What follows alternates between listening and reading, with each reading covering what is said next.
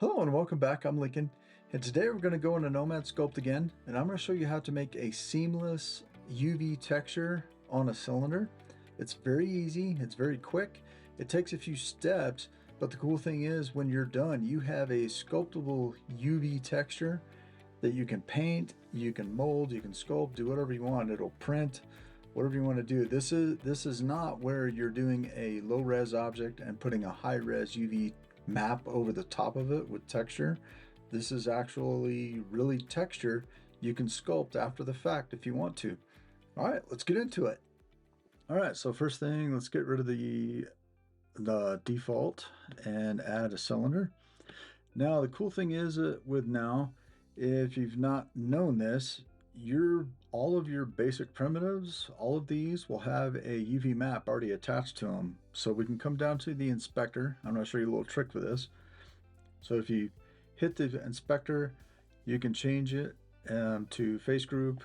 Right now we want UVs, and it's just a matter of long pressing to get that to come up. And if this is not in your menu down below, you're going to want it. So come up to the sliders at the top and click on inspector. All right, so we can hit the inspector. You can see that we have a UV map. It's not exactly what we want yet. I mean, the top and the bottom are fine because they're round circles. The sides you can see are stretched, but they are lined up properly, so that's what we want. So let's leave it at that. We can validate this, which is fine. It doesn't matter what the resolution is right at this point. All right, we're going to go into the menu for our resolution. We're going to the miscellaneous menu, and we're going to use the UV Atlas and unwrap this again. So let's unwrap, and now, whoops, click the inspector, and now you can see that we have nice perfect circles on there, which is what we want, because if you don't have this, your texture's not going to come out right. Okay, so let's do the next step. Okay, so now we're going to come up here to the resolution tab again, and we're going to go to multi-resolution. Now at this point, after you've already have the UV map attached to your object, you can subdivide this, and you want to get this up over 1 million so your texture looks good. And this is going to go over, which is fine, 2.7. We're okay with that. Now I'm going to go and delete lower. You don't have to do this, but I'm going to go ahead and do that. Okay, we can turn the UV map off. We know what's going on here. All right, so that looks pretty good right now, and I like it. So the next part is we're going to come up and add a layer. Now I'm going to rename this so you can see how this operates, and you'll see in just a second what I mean. So we'll just put base layer on here. Okay. All right, so now that we have the base layer in, we had the option of doing something right now. I'm going to do this so you can see how this works well. We're going to go ahead and paint the base on this if you like, and it really depends on what your texture is you're putting on. So let's do green, and let's make it a little more rough and knock some of the metalness off, and paint all. Okay, so this kind of paints your base. You don't have to do this. This is an optional step, and you can always flip your mask. It depends on what type of texture you want to use. Cool thing about this technique is you can use grayscale or alphas. Doesn't really matter. You can use depth maps or height maps, whatever you want to call them. Doesn't really matter. What is going to matter is, depending on what type you use and how close it is to black or white, or if it's in a grayscale, how well the masking works when you flip it. So if you want to paint the whole thing to begin with and then use your masking as your final mask for a different paint color, then this is the option you want to do right now. Now that we have this in, let's go into our materials tab, and you'll come down to where it says textures, and you don't think there's anything you can do, but if you go down to opacity where it's kind of grayed out, looks like there's nothing that's going to happen, click on opacity. You can click on photos or files, whatever, and I'll just pick one. Doesn't really matter. Let's go ahead and use this guy right here. All right, so now you'll notice that your object has kind of gone clear. All right, so now that it's this is what we want though. Okay, so now I want to adjust the size of this texture and see if we can find the seam on this, because it's probably got a seam right now. And Actually, this looks pretty good already. All right, so let's go down to opacity and come down to the scale, and I'm just going to move it, and now I can see that seam right there. See it to the left right there. So we have a seam right here in the middle.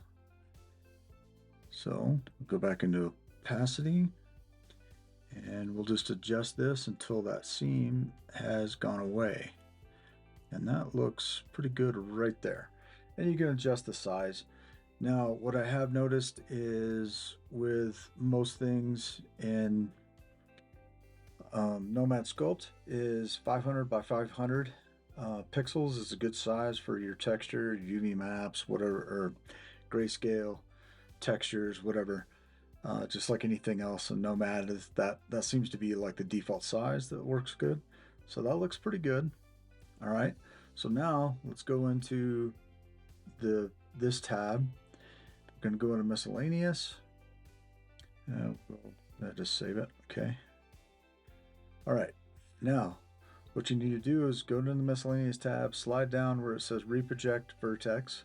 Click on that gear icon because you need to have one particular one set, and that's opacity to mask, this guy right here. Make sure that's checked. Anything else is not going to work out well for you. The radius and the ray bias, that doesn't matter for this. Just leave it default. And you'll see that we're reprojecting to the vertex from the base layer that we just created earlier. So click on that, and now you'll see that we have a mask projected onto this, and it's going to be perfectly seamless. There's no seam on this. So now I'm going to use, now you can do this a couple different ways. I'm going to use the gizmo on this to make it nice and even. You can also use the inflate tool, and I have a special inflate UVs that will inflate or deflate, whatever you want to do. And you can see it makes a nice clean texture. Now this is if you want to do it on something that's not like a cylinder, it's an actual shape. So we'll tap back on that. I'm just going to use the gizmo, do the whole thing, and maybe we'll go in just a fuzz. All right, and that looks pretty good. Now that we have that masked and we have the green in the background, let's do a different color real quick. And doesn't really matter. Do red, that's fine. Paint all. Okay. So now you see you have that on. You still have the mask in place. And if you wanted, you could flip the mask, invert the mask. And you notice it gets real weird, how it has that weird texture on it. And this is the part where you think, hey, this is still not working. It's still not a solid object, but it is. If you're satisfied with everything you've done, you've got the texture where you want. Now come up to your materials tab again. If this is not selected, come back down to your opacity, click on it. And this is the last main step you need to do, besides clearing the mask, is come up where it says none. It removes it. Now we can clear the mask because we still have a mask on there if you want. You can do it, both of those steps, doesn't matter in what order you do them. So now you have a seamless thing. So let's go in here and we can do the turntable, and you can see that the texture is absolutely flawless and seamless, and that's what we're looking for. And this technique works really well for this. Now, to prove that this is still sculptable and you could print this, let's just grab the move tool and I'll turn off symmetry. And you can see that I can move this and it is actually really texture. All right. So I hope this helps you guys out. I'm going to do some more videos on this because if you want to do something, say clothes, you can do the exact same process with this. And I'll show you a few more pitfalls with face groups and UV maps in the next video, showing you how to get through it and do cool texture like this, and you can control where the texture goes using the face groups. All right, I'll see you in the next video. Till next time, have a good time sculpting, and I'll see you.